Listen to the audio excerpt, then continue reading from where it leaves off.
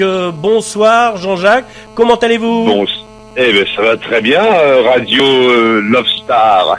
Tout un ton, tout un nom, tout un programme cette radio. Oui. À côté de moi, il y a Fanfan. Bonjour Jean-Jacques. Bonsoir Fanfan, on est le soir, enfin on n'est pas fin d'après-midi quand même. Oui. Bonsoir Monsieur Jean-Jacques Delaunay. Voilà, le showman. Oui, showman. Bon, alors on va éviter les messieurs entre nous parce que quand on m'appelle monsieur, ça, j'ai toujours détesté ça d'ailleurs. C'est pas parce que je ne me reconnais pas dans mon identité masculine, c'est que quand j'avais 20 ans, quand j'avais 17-18 ans, que les jeunes, les gamins qui avaient 12-13 ans commençaient à m'appeler monsieur, je me suis dit oh là là, qu'est-ce que ça veut dire ça? Monsieur, ouais. ils me prennent pour un vieux. Et puis en plus avec la carrière, en plus le monsieur a disparu parce que les artistes on les appelle souvent par leur nom ou leur prénom. Et puis même quand je reçois du courrier, moi c'est au nom de Jean-Jacques Delaunay, le monsieur disparaît très souvent. Donc on va pas s'appeler monsieur ni monsieur ni madame. Hein. D'accord. Bah alors moi ça sera Fanfan et vous Jean-Jacques alors. Ok Fanfan, avec plaisir. D'accord. Alors, eh bien, on a déjà certains auditeurs qui vous connaissent par rapport aux chansons qu'on passe de vous, mais on va d'abord vous parler de vous un petit peu. Donc, vous êtes un monsieur, mais vous avez plusieurs panels. Vous êtes comédien, chanteur, musicien, humoriste, et en plus, vous êtes collègue avec nous, vous êtes animateur de radio. Tout à fait. Alors, vous êtes un Normand en plus. Oui, je suis né à Rouen il y a quelques années. Il y a quelques années, oui. Et puis je suis né donc dans une famille qui me prédestinait pas forcément à la chanson, à la comédie, à l'art en général, mais j'avais ça enraciné en moi. Je suis un peu comme le mouton à 5 pattes dans une famille. Quand j'étais alors vous avez commencé par quoi alors? La comédie, qu'est-ce que vous avez fait en premier? J'ai commencé à faire de la musique, j'étais jeune, pas très jeune, il y a des gens qui commencent tôt, qui commencent au piano à 5 ans ou 6 ans. Moi j'ai commencé à faire de la musique, j'avais 11 ans, donc c'était relativement tard par rapport à un gamin de 5 ans, mais ça a été tout de suite quelque chose d'important pour moi. Et puis le fait de jouer avec d'autres personnes qui étaient sympathiques, il y avait d'autres enfants qui ont joué ensemble. C'était là. J'habitais un village à côté de Rouen, et puis il y avait une fanfare des écoles, et j'ai commencé à jouer du clairon, la première année du clairon. Et puis comme ça ne me satisfaisait pas vraiment le clairon parce que c'était trop simple. Il n'y avait pas de touche, il n'y avait pas de piston, il n'y avait pas de coulisses, il n'y avait rien. Ça m'a très vite j'ai eu envie d'autre chose. J'ai joué certains copains à côté qui jouaient de la trompette. La trompette, c'est un truc qui serait bien pour moi. Et puis j'ai fait une année de trompette. Et puis après, je suis passé au trombone à coulisses. Et puis le trombone, c'était pour faire du jazz. C'est vrai, j'ai fait du jazz. Du jazz New Orleans parce que le trombone est un instrument très approprié à ça. C'est un des 3 éléments essentiels dans une formation New Orleans. Hein. Le New Orleans, c'est le jazz un peu à Louis Armstrong, Sidney Bechet, si vous voyez. Pour les gens qui ne connaîtraient pas, c'est un genre When the Saints go marching in, all I want to be hit a number. When the Saints go marching in, tout ça avec des instruments bien sûr. Je chante, c'est pour donner l'identité du style. Oui. Alors vous avez fait j'ai fait ça. J'ai joué du trombone jusqu'à l'âge de 23 ans, où je ne pouvais plus le faire parce que j'avais d'autres activités qui s'étaient accaparées de moi, que j'avais accaparé, et donc j'ai dû arrêter la musique, l'orchestre, le jazz, tout ça à cette époque-là, en tant qu'instrumentiste. Mais j'ai continué à faire de la musique après en composant des chansons, jouant de guitare, etc. Et c'est à ce moment-là donc que vous avez arrêté donc la musique pour prendre du théâtre? Non, en fait, c'était avant. J'ai commencé à faire du théâtre. J'avais 17 ans, 18 ans, je sais plus, 17 ans. Et puis c'était dans une troupe de théâtre amateur. Et puis j'ai eu la révélation vraiment du théâtre. Là, je me suis dit, ça c'est vraiment ça qu'il faut que je fasse. Et je me suis inscrit au conservatoire. Et là, j'ai commencé à prendre les choses sérieusement, moi. Et suis sorti du conservatoire avec un premier prix de comédie classique et un premier prix de comédie moderne. Ensuite, je suis rentré dans une troupe et j'ai joué les pièces de Molière et puis de l'opérette, de comédie musicale. Enfin, j'ai fait pas mal de choses sur scène à cette époque-là. Et justement, jusqu'à l'âge ça a commencé à 23 ans. Quand je suis sorti du conservatoire et que je suis rentré dans une troupe, je n'ai plus pu faire de musique à ce moment-là, puisque c'était les moments où on travaille sont toujours les mêmes, c'est-à-dire c'est le samedi, le soir, le dimanche après-midi, c'était les mêmes jours, donc il fallait que je fasse des choix. Et comme j'avais consacré des années à étudier la comédie, ça n'était pas pour renoncer au moment où j'avais des engagements dans ce sens-là. D'accord. Et c'est quand vous êtes monté sur scène à ce moment-là, donc dans les comédies musicales, que vous vous êtes rendu compte que vous avez un petit peu d'humour, ou il était déjà là, l'humour, avant? Ouais, c'était là, ça fait partie du personnage, l'humour. Je crois qu'on est avec ça, ou ça peut se développer comme un métier, évidemment, par la suite, mais l'humour, on le porte en soi. Hein. Et puis, mais j'ai découvert que j'étais capable d'écrire des choses humoristiques en le faisant. J'avais un copain de conservatoire avec lequel on a monté un duo. On avait envie d'écrire des chansons comme ça pour se faire plaisir, nous faire plaisir à nous-mêmes, hein, déjà, hein, ouais. sans ambition particulière. Et puis on s'est aperçu que on avait une veine comique, humoristique, qu'on ne se soupçonnait pas, qu'on ne se soupçonnait pas pour l'écriture. Ouais.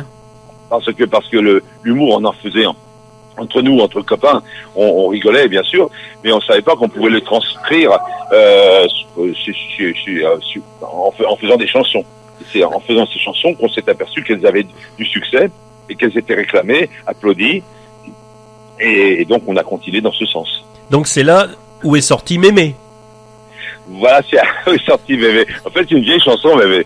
Attendez, je bois un verre d'eau. Elle n'est pas sortie, Mémé, elle est dans le frigo. Oui, il a du mal à sortir d'ailleurs. C'est vrai, dans le frigo. Elle est dans le frigo, Mémé. Ah, vous connaissez les classiques, alors. Oui. Ah, oui. Oui, mais Mémé, c'est une chanson ancienne maintenant, hein, parce ça a été une des premières chansons qu'on a écrites avec mon camarade, donc on s'appelait Cocagne et Delaunay, hein. Le duo s'appelait Cocagne et Delaunay. Et puis la chanson, elle a dû être écrite en 1976 ou 76 par là. Donc c'est une chanson qui a 40 ans. Donc, elle a 40 ans, mais elle a tourné dans de beaux coins quand même, parce que vous avez fait les cabarets parisiens, donc le Caveau de la République, le Don Camillo, la Tour Eiffel, le Moulin Rouge, l'Olympia. Oui, tout l'Olympia, bien sûr. Enfin, bien sûr, dis bien sûr. Pour moi, c'est bien sûr parce que ça a été fait. Oui, cette chanson, on l'a chantée un peu partout. Ça a été alors donc le cabaret, ça s'est fait d'une façon un peu. Il arrive plein de choses dans la vie qui sont imprévues, bien sûr, comme tout à chacun. Et alors que je travaillais au théâtre, hein, donc j'étais comédien dans une troupe de théâtre, comme je vous l'expliquais. Et le soir, avec mon copain, on chantait dans des restaurants de certains soirs de la semaine, histoire de s'amuser. Hein. Et puis un jour, on a rencontré un comédien célèbre qui s'appelle Dominique Paturel. Pour le situer un peu, Dominique Paturel, bon, pour les gens qui ne le connaissent pas, parce qu'il tourne plus beaucoup forcément, mais c'est une voix en tout cas très très célèbre. Je crois que sa voix est encore plus connue que son image. Oui. C'est le comédien qui doublait JR dans la série Dallas. C'est une voix très célèbre. Quand on l'entend, il a doublé des milliers et des milliers de films, peut-être pas des milliers, enfin je sais pas combien, mais enfin des centaines et des centaines de films en tout cas. C'est une voix très célèbre. Alors lui était parisien bien sûr, il était en tournée, il faisait une tournée dans la région normande, et puis il nous a entendu chanter, mon pote et moi, il nous a dit, mais écoutez, c'est formidable ce que vous faites.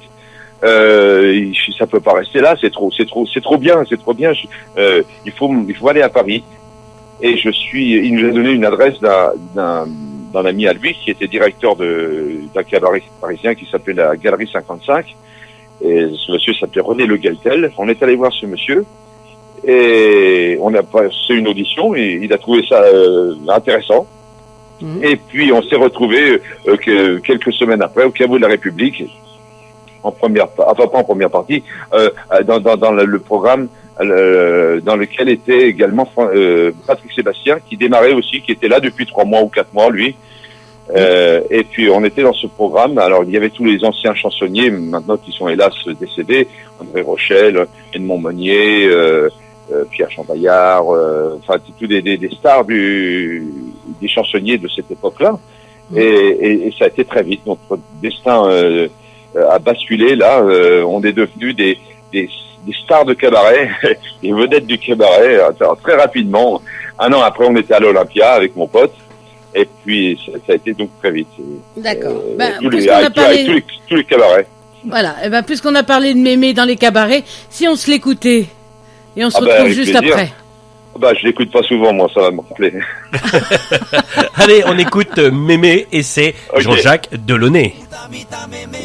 Où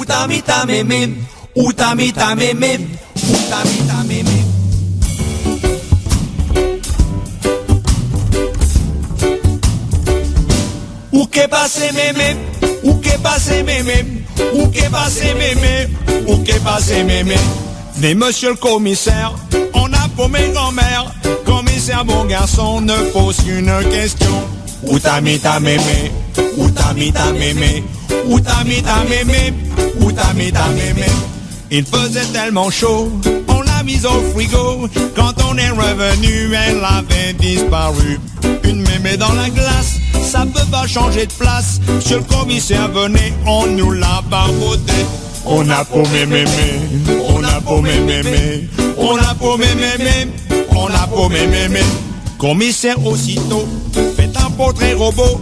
C'est une mémé coquette qui porte mini-jupette. Elle pèse bien 200 livres, les guibolles en ogive. Elle a les 2 Robert en oreille de cocker. Voilà ce qu'est mémé, voilà ce qu'est mémé, voilà ce qu'est mémé, voilà ce qu'est mémé. Au portrait de la mémé, commissaire affolé nous dit mais votre aïeule, elle s'est saoulée la gueule. J'ai foutu au violon, elle a violé le planton. Tous les 2 sur le trottoir, c'était pas beau à voir. On a trouvé mémé, on a trouvé mémé, on a trouvé mémé, on a trouvé mémé. C'est là qu'on a compris qu'elle nous avait trahi. Frigo était rempli de bouteilles de whisky.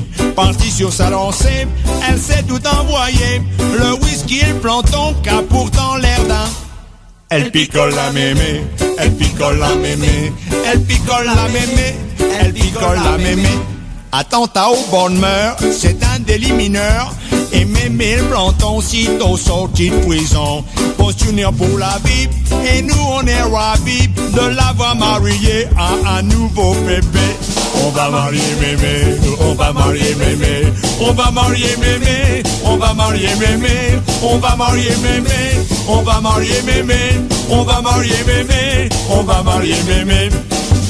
Mémé, mémé, mémé, mémé, mémé, mémé, mémé, mémé.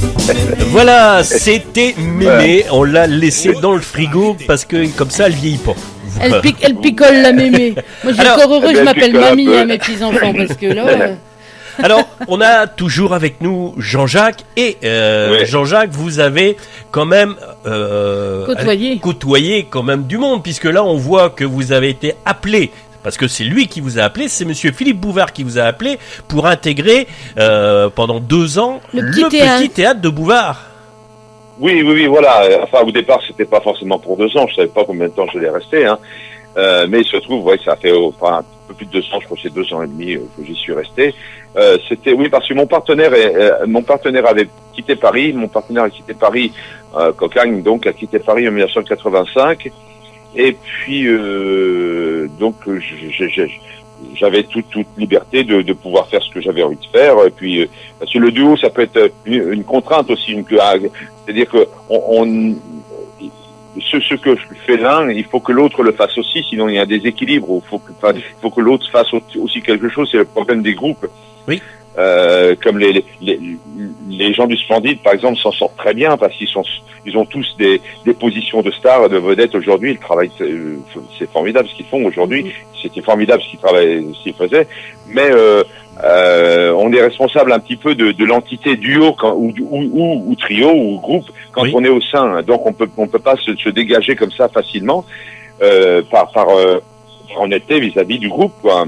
Il y a comme les inconnus, par exemple, les inconnus, ils ont beaucoup de mal à séparer. Ils font au tabac, et voilà, et quand ils sont séparés, c'est pas le même succès. Donc Didier Bourdon qui fait de très très belles choses. Et puis notre ami Légitimus fait des mises en scène, fait Campan aussi a des rôles au cinéma. J'espère qu'ils sont heureux et qu'ils sont satisfaits de ce qu'ils font, et je pense qu'ils doivent le faire. Mais ça n'est pas ce que les inconnus, le groupe Les Inconnus qui a fait le gros succès populaire. Mais peut-être qu'eux, individuellement, sentir très bien dans leur vie, enfin sentir bien, c'est-à-dire qu'ils sont très heureux de la situation dans laquelle ils sont. Alors moi, quand Cocagne et Delaunay se sont séparés... quand même, après 15 ans quand même de vie commune. Eh oui, ça a été une grande période, voilà. On était un duo et non pas un couple, attention. Hein. non, mais c'était mon petit point d'humour. Bien sûr, oui. Oui, et quand on s'est séparés, donc j'ai décidé de remonter, de continuer moi mon parcours en solitaire avec des chansons humoristiques. J'ai conservé certaines chansons de Cocagne et Delaunay, et j'ai écrit des chansons à ma sauce à moi, comme Pénélope par exemple que j'ai écrite, dont on parlera peut-être tout à l'heure. et puis voilà, et puis comme j'étais seul, et donc j'ai été appelé au théâtre de Bouvard à ce moment-là en 85. Et j'ai appartenu donc au théâtre de Bouvard. J'ai retrouvé des copains du cabaret d'ailleurs qui étaient là aussi. Il y avait des gens que je ne connaissais pas, mais il y avait des gens que je connaissais comme Serge Giado, Mathieu, Jean Martini, qui a appartenu à un duo aussi qui s'appelait Lapin et Martini, qui ont écumé les cabarets parisiens à une certaine époque, à l'époque où le cabaret parisien avait encore pignon sur rue. Aujourd'hui, c'est un petit peu moins le cabaret. Il y en a moins sur Paris. C'est toujours la même magie qui s'y passe, mais il y a moins de cabarets qu'avant. Oui. Donc voilà. Après, j'ai entamé le théâtre de Bouvard. Et puis alors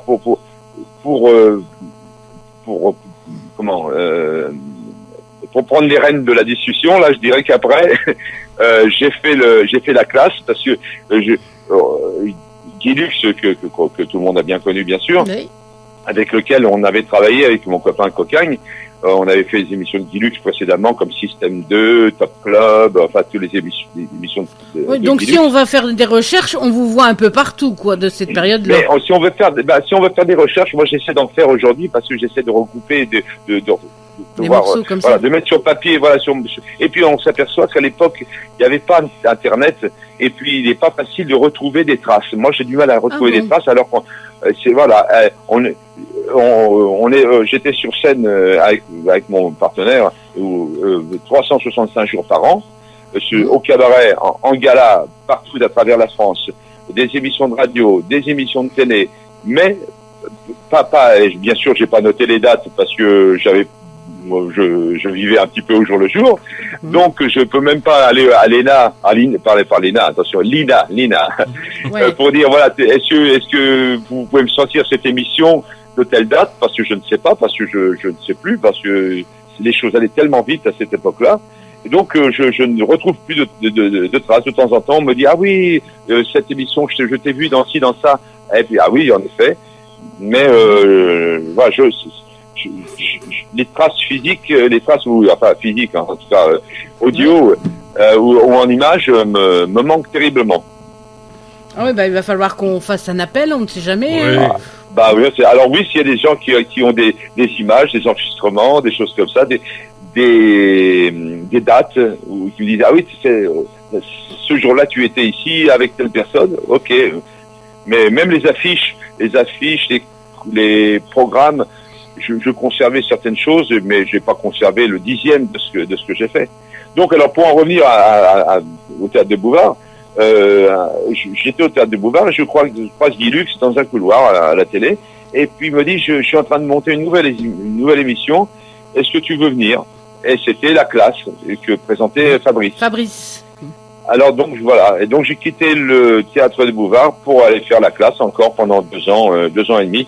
Je suis en 1990. Oh oui, donc. Et puis alors, donc on a dû vous voir ça, oh, on bah vous oui, a forcément. Forcément. On a dû vous entendre également. Et je voulais vous demander, toutes les chansons que vous chantez, est-ce qu'elles sont toutes écrites par vous ou vous faites aider un peu? Non, alors les chansons que toutes les chansons que je chante, on les a écrites soit avec mon partenaire, hein, c'est Coquin Delaunay, on a écrit des chansons, comme Mémé, on a écrit de la chanson. Hawaï, c'est pareil, c'est une chanson qu'on a écrite. Et puis quand je me suis retrouvé seul, j'ai écrit mes chansons moi-même. Donc Pénélope, je fais partie de celle-là, c'est une chanson que j'ai écrite tout seul. Alors comment ça vous est venu? Parce que ça, depuis un moment, ils nous le demandent, les auditeurs. Mais comment a-t-il pensé à faire ça? Parce que c'est vrai que c'est une chanson qu'on entend régulièrement sur Radio Love Star, parce qu'on nous la réclame, on nous a fait des pancartes, on veut Pénélope. Donc, mais comment vous avez pu travailler? Parce que c'est un sacré travail de ne pas dire le fameux mot à la fin. Oui, c'est vrai. C'est un travail assez rude, mais c'est un travail de longue haleine parce qu'il faut trouver les bonnes rimes, il faut que le tout ait une cohésion. Et alors l'histoire de la chanson, alors on côtoyait à l'époque dans les années 75, 80, donc il y avait un artiste parisien qui s'appelait Philippe Normand. Voilà. Philippe Normand, qui c'était un vieil artiste qui avait un sketch avec des fausses rimes comme ça, des rimes qui, voilà, la troisième qui ne correspond, la troisième qui ne correspond pas à la deuxième, enfin, mais qu'on sent bien où le texte veut venir. Oui. Et voilà. Mais c'est un sketch, c'est une espèce de poème qu'il faisait. Il faisait un poème. Et puis on avait entamé déjà à cette époque-là une chanson. On avait pensé à écrire une chanson dans cet esprit-là avec mon copain Cocagne. Et puis cette chanson n'avait jamais vu le jour. Et quand à un moment, je cherchais une idée pour faire une chanson comme ça avec un principe, un système comme ça, voilà, un ressort comique comme ça, comme celui-là. Et il y a une chanson que j'adore, par exemple, c'est la chanson de Fernandel, c'est Félicie aussi. Oui. Il y a un principe aussi sur cette chanson-là. La balade, il y a la Félicie aussi qui revient. Et je cherchais autre chose, je cherchais quelque chose de différent de Félicie, mais toujours avec un principe. Et puis j'ai repensé à ça, cette chanson, ce texte avec les fausses rimes que faisait mon copain Philippe Normand, qui est décédé, parce que c'est un monsieur qui était déjà âgé, il a dû mourir il y a 10 ans maintenant, à l'âge de 80 ou 90 ans. Et donc je suis parti sur cette chanson-là, Pénélope. Et puis la rime, Pénélope, c'était une rime facile d'entrée pour faire comprendre, voilà, c'est la clé pour la suite. Il n'y a pas besoin quand on a entendu ces deux rimes-là au départ, on sait que la suite qui va découler, que ça va être sur ce principe-là. Voilà, parce que dans la salle de chat, on nous demande, est-ce que vous avez connu une Pénélope ou est-ce que c'est un prénom comme ça de quelqu'un que vous connaissiez? Pas du tout. J'ai connu des gens qui riment avec Pénélope, mais pas des Pénélopes. Oui, parce que vous nous avez raconté la dernière fois qu'on a eu au téléphone, quand vous chantez sur scène Pénélope, il vous est arrivé d'avoir quelqu'un dans le public qui s'appelait Pénélope. Ah oui, ça oui, ça, il arrive de temps en temps. C'est rare quand même, parce que Pénélope, c'est pas un prénom très suscité. On ne rencontre pas des Pénélopes à tous les carrefours. Mais c'est arrivé qu'il y ait des Pénélopes en fait dans la salle. Alors c'est tout le monde.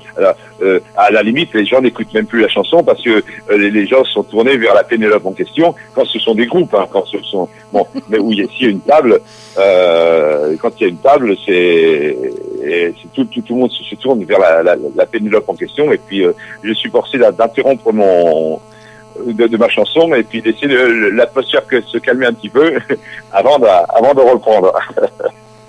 Et ça vous a toujours collé à la peau, ce style humoristique ou ça a été travaillé? Oui, non, c'est après Cocagne et Delaunay, enfin, on est venu à l'humour un peu par hasard, comme je vous expliquais, parce que on s'est aperçu qu'on avait cette veine comique qu'on ne soupçonnait pas. Dès qu'on a commencé à écrire des chansons avec Cocagne, ça a été dans ce registre-là, humoristique. On avait envie de faire rire parce que je ne sais pas comment, je sais pas pourquoi. Notre façon, ça a été ça. Ça a été, voilà. Et je peux pas expliquer ça. Et puis quand j'ai repris moi mon bâton de maréchal, mon bâton de pèlerin pour reprendre ma carrière en soliste en 85. J'étais déjà bien introduit dans ce métier. J'ai gagné ma vie dans ce métier. J'étais reconnu comme un humoriste, chanteur humoriste. Il était plus facile pour moi et surtout beaucoup moins risqué. Il pouvait être risqué de changer de registre. Donc j'ai continué dans ce registre de la chanson humoristique. Mais j'avais d'autres envies quand même. J'avais d'autres envies, mais je suis un homme prudent. Et il y a une fable de La Fontaine qui dit il ne faut pas lâcher la proie pour l'ombre. Oui. Je crois que c'est le renard je sais plus quel animal qui se mire dans l'eau ou je sais plus, et puis il voit son image dans l'eau, et puis il voit un os dans sa gueule, et il prend l'os qu'il a dans sa gueule, il se reconnaît pas, il plonge, et du coup il lâche son os qui se retrouve au fond de l'eau, et puis il a perdu l'os physique qu'il avait, et puis pour rien du tout, puisque voilà.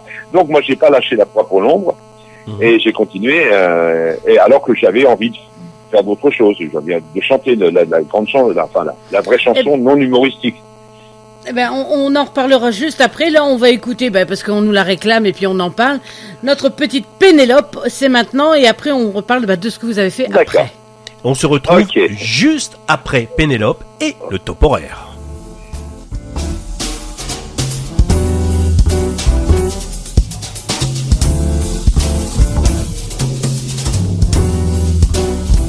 Dans le quartier, ma Pénélope, tu passes pour une super nana. Les hommes se retournent sur toi. Ils rêvent, j'en suis convaincu, de pouvoir caresser ton âme, de te mettre le cœur en flamme. Il faut voir avec quelle hâte ils viennent te bourrer la tête avec leurs idées malhonnêtes. Ils sont nombreux, ils sont beaucoup, ceux qui espèrent tirer un trait sur notre amour à tout jamais. Oh Pénélope, hop, oh Pénélope, hop, oh Pénélope, super nana. Que l'un d'eux un jour réussisse à s'introduire entre nous deux, je lui arrache les deux yeux. Et s'il cherche la carambouille, je lui arrache aussi les tripes, ça dissuadera les autres types. Je sais que ça les turlupine de venir exhiber leur corps tout droit sorti des salles de sport. Sans doute ces mecs ridicules, quand ils sont entre eux, ils s'ennuient. Ils cherchent à occuper leur nuit. Oh Pénélope, hop, oh Pénélope, hop, oh Pénélope, super nana. Si tu réponds à leurs avances, ils te prendront dans tous les cas pour la fille que tu n'es pas. Moi seul te connais tout entière, laisse-moi te prendre par la main pour t'accompagner vers demain. Mais si nos sentiments s'apaisent, si tu ne veux plus que je t'épouse, je saurais supporter le blues. Si notre amour fait la culbute, eh bien tant pis, j'irai au port, je te quitterai sans un remords.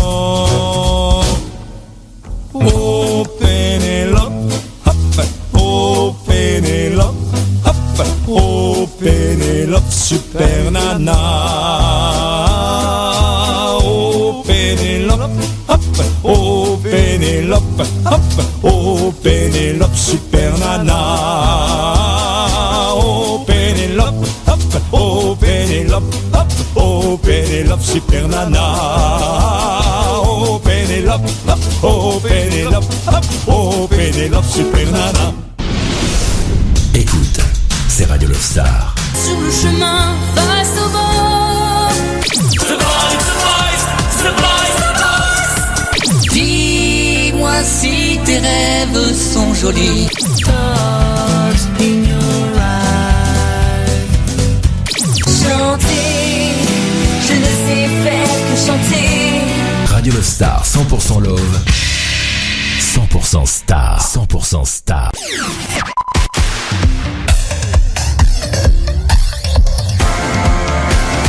Fanfan et bon ami vous donnent l'heure. Il est exactement 19h sur Radio Love Star.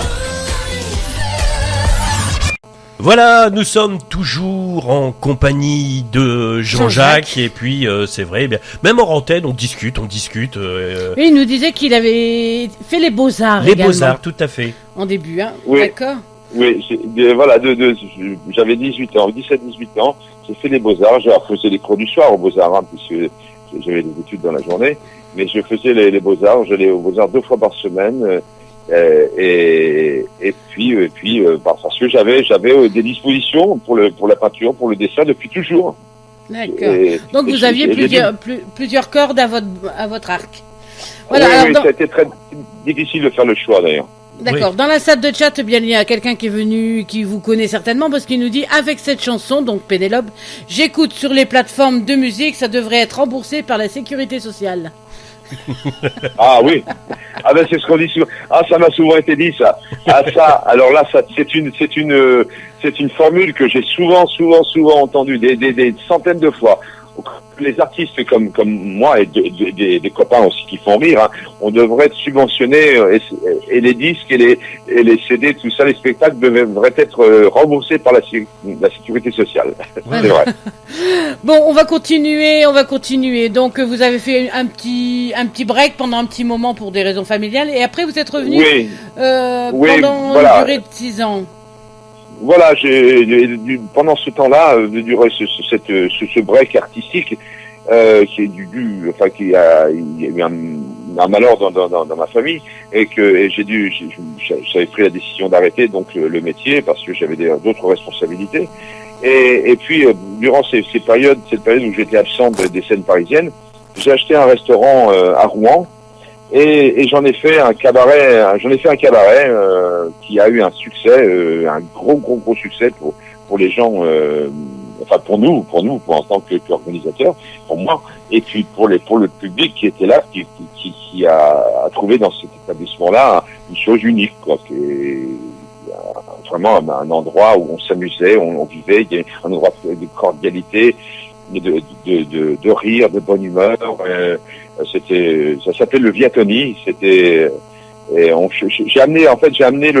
inventé le karaoké en Normandie. J'ai amené le karaoké. Ça n'existait pas encore en France. Et j'ai inventé spontanément le karaoké. Je ne savais même pas que ça existait. Ça existait un peu au Japon, mais on n'avait pas Internet à l'époque, donc on ne savait pas. Et comme j'avais des bandes d'orchestre sur lesquelles je chantais, hein, déjà. J'avais une 10-12 bandes d'orchestre à cette époque-là, des chansons de Charles Trenet, chansons de Brassens, je sais plus ce que j'avais exactement comme chanson à cette époque-là. Moi, j'avais une douzaine de titres comme ça, et que j'ai commencé à chanter dans ce restaurant que j'avais acheté. Et puis les gens ont été séduits par cette formule-là. Alors, je chantais moi, et puis comme je sentais que les gens avaient envie de chanter, j'avais fait dactylographier les textes des chansons. Et puis je l'ai présenté aux clients, à mes clients, pour qu'il les chante avec moi. D'accord. Et puis ça s'est très rapidement il y a eu un public qui est venu pour ça, et puis on a fait le plein tous les soirs pendant des années. C'était un gros succès. Et j'ai un témoignage de ça d'ailleurs lundi dernier. Je suis allé voir mon copain Patrick Sébastien à la répétition de son spectacle, pas spectacle, son émission Les Années Bonheur. Je suis allé au studio. Et là, il y avait des artistes qui étaient là. Ça s'appelle Chris Anderson et Robbie. Et c'est des gens qui ont fait, vous savez, le Madison que tout le monde reprend. Oui, je vois. Voilà, je sais pas le titre, The Last Night, c'est le titre en anglais, mais je sais pas si les gens le connaissent. Bon, eux ont repris ce titre-là et puis l'ont refait à leur sauce et ça cartonne partout à travers le monde.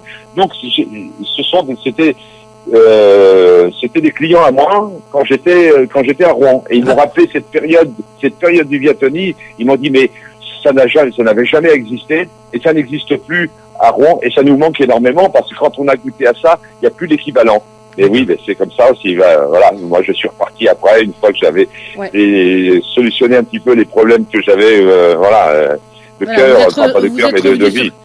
Vous êtes revenu sur Paris, les cafés-théâtres, Paris, tout ça, et en 2007. Et comment c'est venu cette envie de chanter des chansons crooner, des chansons comme ça, un petit peu Frank Sinatra, Dean Martin? Ça, c'est une vieille envie, ça. C'est ma première envie, ma première passion de chansons, c'était ce type de chansons, parce que je pense que j'étais influencé par maman qui chantait, qui adorait chanter, et elle adorait ces artistes-là, qui étaient Jean Sablon, Jean-Claude Pascal, Yves Montand en France, pour les Français, tout ce registre de chansons, cette humeur de chansons. Et moi, j'étais bercé avec ça, et tout naturellement, j'ai eu ça dans l'oreille, j'étais construit avec ça. Et quand j'avais 15 ans, déjà, et on me disait, tu chantes bien, c'est bien, Jean-Jacques chante. Ça faisait plaisir aux gens quand je chantais, et je chantais un peu des chansons comme cela.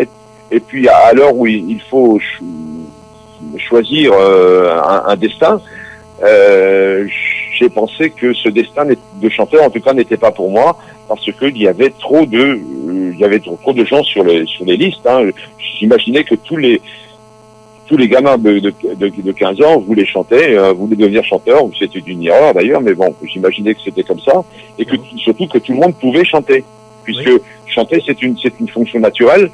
Et quand on a une capacité à faire quelque chose, et quand on n'a pas de référence autour de soi, on a le sentiment que ça n'est pas une qualité particulière que l'on possède soi-même, mais c'est une qualité que possède tout le monde. Mais en fait, non. C'est les qualités vocales que l'on me reconnaît aujourd'hui, que j'avais potentiellement, et c'était un embryon, mais ça tenait la route déjà quand j'avais 15 ans. Donc j'ai pensé que tout le monde était capable de faire ça. Et puis toute ma vie et toute ma carrière, on m'a dit Jean-Jacques, qu'est-ce que tu chantes bien, la voix, etc.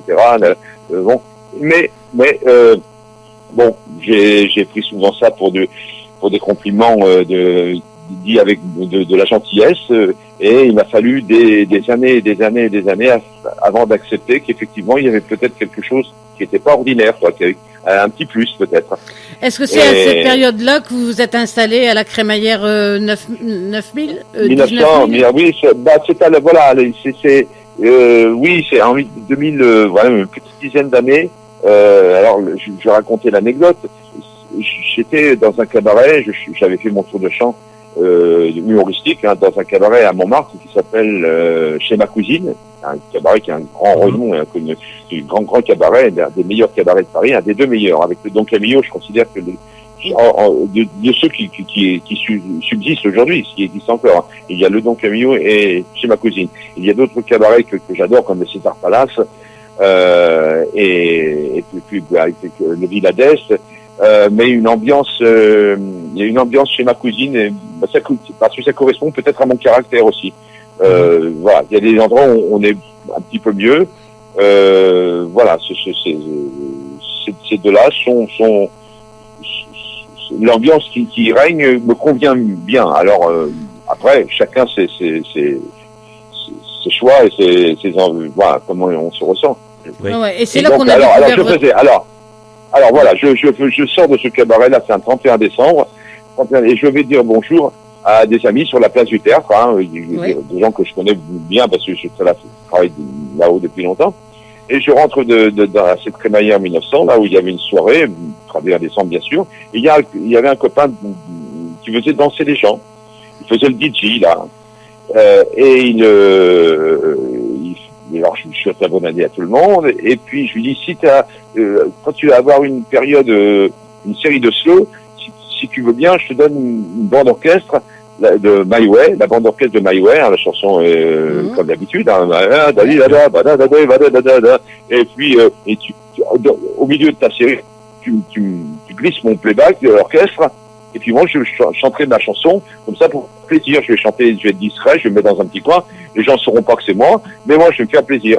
Et puis en fin de compte, j'ai chanté donc la chanson, les gens se sont aperçus que c'était moi qui chantais, m'ont redemandé une autre chanson, je me suis exécuté, j'ai chanté une autre, et encore une autre, et puis en fait, j'ai fait une demi-heure de show, là, vraiment improvisé, et alors, j'ai rassemblé tous les gens se sont levés, et se sont tout autour de moi, on a chanté ensemble, il y avait une ambiance vraiment fantastique.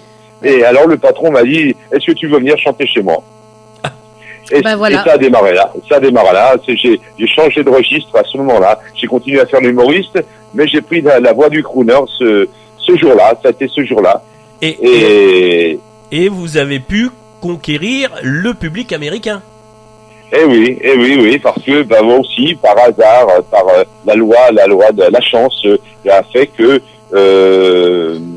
un jour, il y avait une journaliste américaine qui était à Paris et qui m'a entendu chanter et qui m'a dit, c'est ce que vous faites, c'est extraordinaire, enfin c'est formidable, enfin des mots, enfin plein de mots. Alors c'est difficile pour moi de dire ces mots, de répéter les mots parce que ça, j'ai l'air de me cirer moi-même mes propres, me faire passer du cirage à moi-même. Mais enfin, elle était très enthousiaste et elle a trouvé ça, elle a trouvé ce que je faisais exceptionnel. Et comme elle avait bien sûr des contacts avec les États-Unis, journaliste américaine, c'est normal. Et elle m'a dit, je vais voir j'ai une idée, je vais voir ce que je peux faire pour vous, si vous voulez aller chanter là-bas, peut-être, on va voir. Alors je dis oui, au contraire, ça me plairait évidemment beaucoup. Et puis 2 ou 3 mois après, je reçois un coup de téléphone de Las Vegas, me demandant si j'étais disponible le 14 juillet pour aller chanter à Las Vegas. Wow. Alors j'avais voilà. Alors ça n'était pas dans mon projet. J'avais programmé autre chose, mais j'ai changé les choses pour pouvoir évidemment partir à Las Vegas. Parce que c'était extraordinaire, quoi. Oui, parce qu'un contrat à Las Vegas, on l'a pas 2 fois, quoi. Je veux dire. Oui, voilà, ce sont des opportunités. Là. Alors, moi, je dis souvent, dans la vie, il y a le talent, bien sûr, pour les gens, pour la réussite. Et il y a l'obstination, il y a le fait de devenir professionnel dans un domaine, et pour certaines carrières, il y a énormément de chance. Les rencontres font beaucoup les carrières. C'est les rencontres. Moi, je reste très, très humble par rapport à ma vie et à tout ce que j'ai fait, parce que si je n'avais pas eu des rencontres au carrefour, à certains carrefours, qui m'ont amené à ça, après, il faut avoir il faut quand même travailler. Faut quand même travailler parce que... Bien sûr, c'est évident ça. C'est évident. Mais s'il n'y a pas la chance pour vous donner le petit coup de pouce, à talent égal, il y a énormément de talent en France et il y a du talent partout. Ce qui fait la différence, c'est souvent le coup de chance, quoi. Oui, mais vous êtes quand même, Jean-Jacques, un monsieur qui peut se permettre de chanter en 4 langues, du Yves Montand, Charles Trenet, Charles Aznavour, Edith Piaf, Frank Sinatra, Dean Martin et tant d'autres. Ben oui, il y a beaucoup, parce que j'adore ça. Hein. Voilà, j'adore ça. Voilà. Et puis donc je chante en espagnol, je chante en italien, je chante en anglais, je chante en français bien sûr, parce que j'ai souvent l'occasion aussi de chanter pour des gens, pour des étrangers. Hein. Donc il faut bien leur faire plaisir. Il faut bien, c'est pas une obligation, mais tant qu'à faire, quand on est artiste, hein, on est là pour faire plaisir, donner du bonheur. Donc et le faire aussi avec plaisir. Et oui, mais voilà, moi, c'est un métier d'amour, hein, ce métier de chanteur ou de comédien. Les artistes, les véritables artistes dont je crois faire partie, sont des gens qui ont développé, qui ont besoin d'amour et qui en ont besoin pour eux-mêmes et puis qui sont capables d'en donner beaucoup aussi. Je crois ça, moi. Enfin, en tout cas, c'est mon cas, hein. Alors, on parle de crooner, on va peut-être écouter une chanson. Ah oui, La Belle Vie, ouais. Justement. C'est La Belle Vie, hein. Ouais, tout à fait. Allez, on se l'écoute. Ok.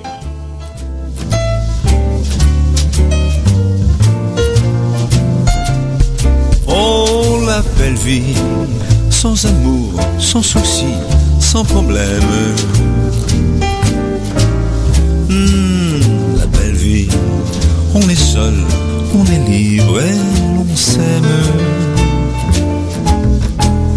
On s'amuse à passer avec tous ses copains des nuits blanches qui se penchent sur les petits matins. Mais la belle vie, sans amour, sans souci, sans problème. Oui, la belle vie, on s'enlace, on est triste et l'on traîne. Alors pense que moi je t'aime, et quand tu l'auras compris, réveille-toi, je serai là pour toi.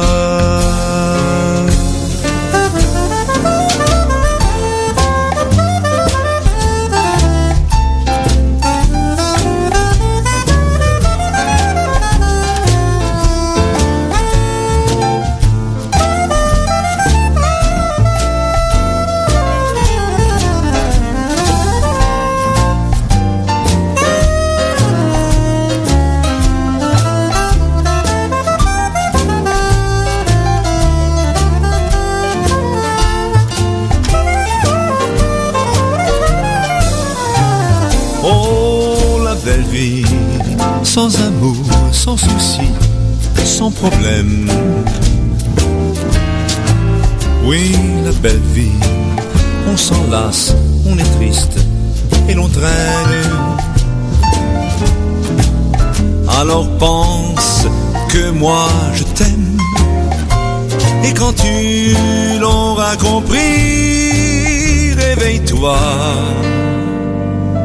je serai là pour toi.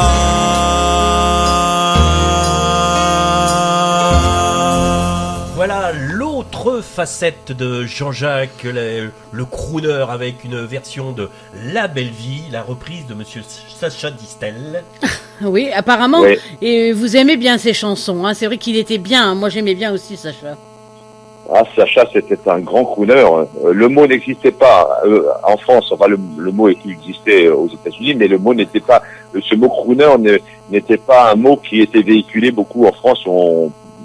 Les amoureux du style crooner connaissaient bien sûr ce mot, crooner, qui est le Frank Sinatra est un crooner, Dean Martin sont des crooners, mais en France, c'était plutôt les chanteurs de charme. Oui. Et on parle, voilà, maintenant on parle de crooner, mais c'est très récent. Et en tout cas, Sacha Distel était un véritable crooner. Hein. Quand on s'intéresse un petit peu à sa carrière, à ce qu'il a fait, quand on va voir sur Internet, par exemple, on s'aperçoit qu'il a eu un tas de reprises de chansons américaines, des adaptations, hein, comme la chanson toute la pluie tombe sur moi. Oui. Moi je fais comme si je ne la voyais pas, je ne bronche pas, car c'est une chanson américaine. Oui. Aussi chanson bleue, da da da da da da. Chanson américaine. Voilà, chanson américaine aussi, parce qu'il était très tendu, très penché là-dessus. Ben oui, voilà, il a commencé en jouant de la musique de jazz.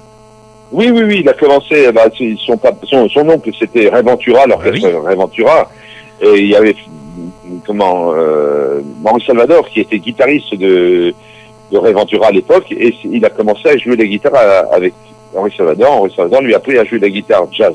Donc il a commencé à faire du jazz, et puis à une époque, il a eu envie de chanter, il a commencé à chanter, mais il était très impressionné par le jazz, sa nature, son tempérament était impressionné par le jazz. Donc il écoutait les crooners aussi, parce que les crooners, il y a un aspect de jazz, c'est pas seulement de jazz, mais les crooners utilisent le côté jazzy aussi, quoi. Voilà. Alors tout à l'heure, vous avez parlé Fanfan a dit, vous parliez plusieurs langues, donc ce qui vous a amené à chanter en Angleterre, en Italie, en Espagne, en Thaïlande, au Mexique. Oui.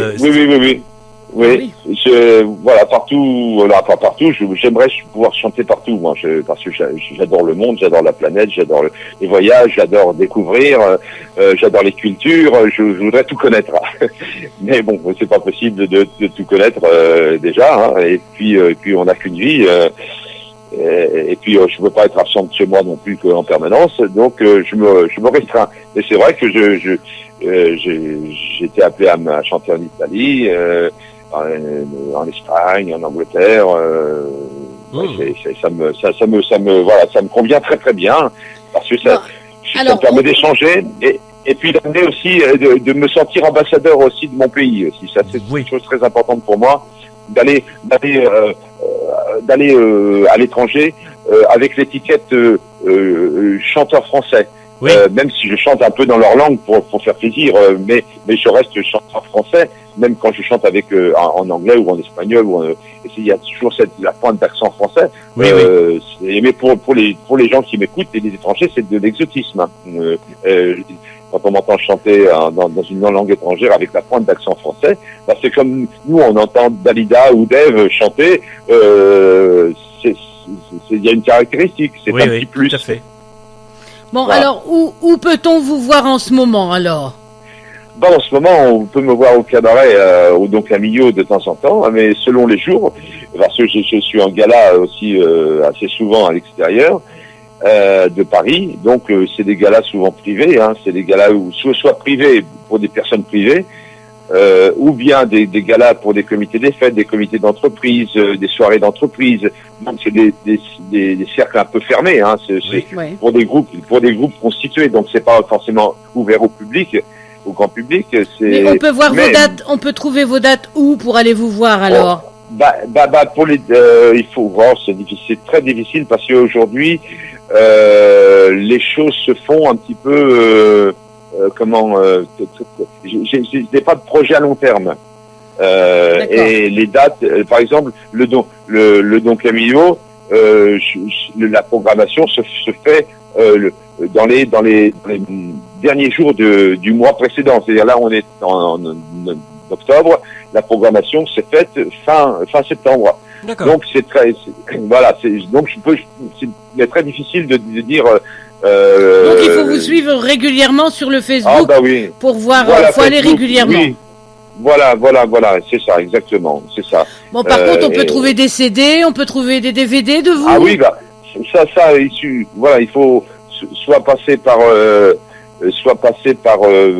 Facebook, en message privé, en me donnant, alors on met un petit message et moi je réponds, je donne mon adresse et puis, je demande l'adresse des gens. Et puis j'envoie le CD ou je fais envoyer le CD, voilà. Et puis voilà. Et donc voilà, ça se passe comme ça. Et puis qu'est-ce que je voulais vous dire? Oui, je disais que j'avais un programme, un spectacle en tout cas ouvert au public le 22 octobre. Voilà, avec deux de mes amis qui s'appellent Gérald Bayeux et mon ami Richard Taxi qui a fait le théâtre de Bouvard avec moi aussi. Taxi. Richard Taxi, c'est quelqu'un de connu, un humoriste aussi comme moi, et qui chante aussi comme moi aussi, qui a des velléités de crooner aussi comme moi. Et c'est un spectacle basé sur la chanson. Et donc c'est à Bussy-le-Long dans l'Aisne. Je sais pas si c'est très loin chez vous, dans l'Aisne. À Bussy, B-U-C-Y, le Long. Et c'est, mais c'est sur ma page Facebook aussi ce truc-là. J'irai voir parce que c'est ouvert au public. Il y a l'affiche. Oui, il y a l'affiche. Et puis alors, je vais partout. On me demande aussi s'il y a parmi vos auditeurs, et il y a des gens qui soient responsables de ci ou de ça. Je sais pas, directeur de magasin, directeur de société, président du comité des fêtes, ou secrétaire, ou mairie. Tout type de manifestation, moi je le fais. Alors soit en tant que crooner, soit en tant qu'humoriste, soit les deux par moment. Hein. Il y a des spectacles où je mélange les deux, où je mélange l'humour et la chanson de crooner. Et pareil, et la proportion peut changer aussi. Ça peut être un petit peu. C'est selon la demande, quoi. Voilà, un petit peu selon ce que les gens souhaitent avoir. Je vais faire 80% de chansons françaises et 20% de chansons américaines, ou 50% de chansons américaines et puis 50% de chansons françaises. Voilà, tout dépend vraiment des gens auxquels je m'adresse et ce qu'ils souhaitent avoir. J'ai la possibilité de faire ce que je veux et de faire ce que les gens souhaitent avoir. Hein. Donc on s'en prive pas. Quoi. J'essaie de coller au mieux à ce que pour être agréable et pour assurer à la soirée le succès le meilleur possible. D'accord. Alors Jean-Jacques, on va mettre un terme à cette interview parce que on sait que vous avez un impératif derrière. Vous allez au Don Camillo ce soir, donc s'il y a des gens qui veulent vous découvrir ou vous redécouvrir ou vous écouter tout simplement, passer un bon moment, on leur donne rendez-vous là-bas au Don Camillo. Donc vers quelle heure vous y serez ? Moi j'y suis, je commence le spectacle ce soir à 21h30, mais j'habite pas Paris même, hein, je suis un peu excentré. Hein. Et donc il faut que je mange, il faut que je me prépare, il faut que je parte. Et donc il faut que je sois un peu avant. Il faut que je sois un peu avant, donc il faut que je parte au moins 1 heure avant de la maison. Donc voilà, donc il faut que je parte à 8h15 en fait de la maison. Donc j'ai encore 3 quarts d'heure pour me préparer. Ok, on vous remercie parce que c'était vraiment un moment de finale. C'est vous qui allez avoir le mot de la fin. Après, on va écouter une de vos chansons pour terminer. Donc. Oui. Écoutez, moi je souhaite déjà longue vie à la radio Love Star et j'applaudis à 2 mains. Et si j'en avais 3, j'applaudirais à 3 mains. Parce que c'est des initiatives très heureuses. Vous faites votre passion de la radio avec sourire, avec enthousiasme, chaleur et je pense que vos auditeurs s'y retrouvent. Et que nous autres artistes, chanteurs, aujourd'hui que les médias sont très ciblés et que tous les artistes n'ont pas l'opportunité d'être sur des grands supports, sur des grands médias qui sont les radios nationales et les télés nationales. Vous êtes d'utilité publique et vous aussi, il faudrait qu'on vous subventionne, que la sécurité sociale vous subventionne parce que vous êtes vraiment d'utilité publique. Ah oui, d'accord, on va leur dire. On va faire un groupe et puis on va y aller, on va les porter. Merci, parce que c'est vrai que ce que vous venez de dire, ça nous touche énormément. Surtout venant d'une personne comme vous qui voyageait dans le monde. Voilà. On vous souhaite une très bonne soirée. C'est parce que justement je voyage dans le monde et que je vois beaucoup de choses, que je sais reconnaître par moment la valeur des choses et l'exceptionnel. Et vous êtes des gens exceptionnels parce que vous faites des choses dont on a besoin, dont les gens ont besoin. Il faut vous prenez votre destin en main et vous faites des choses que vous avez envie de faire et il y a des milliers de personnes qui en profitent. C'est formidable. Merci Jean-Jacques.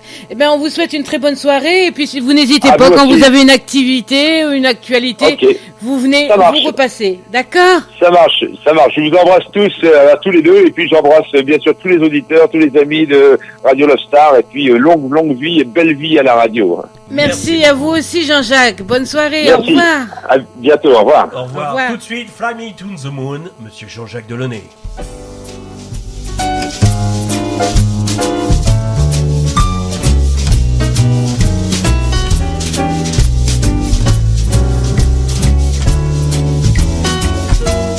Que se passe-t-il?